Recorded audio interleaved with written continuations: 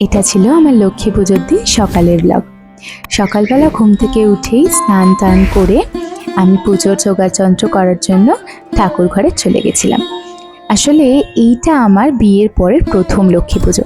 আর তোমরা তো জানোই যে আমি কলকাতা এসেছি, তো এটা আমার শ্বশুর বাড়িতে।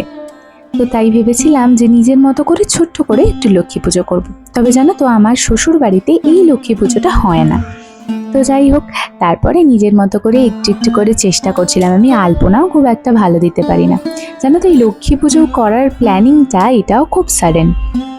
মানে লক্ষ্মী পুজোর আগের দিন সন্ধেবেলা আমি বাড়িতে বলি যে, মানে আমার শ্বশুর মশাইকে বলি যে, বাবা আমি বাড়িতে একটু লক্ষ্মী পুজো করবো।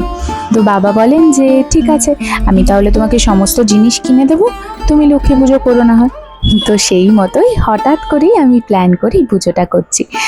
তো আজকের ব্লগটা এতটাই। নেক্সট পার্টে আমি তোমাদের সাথে বাকিটা শেয়ার করব।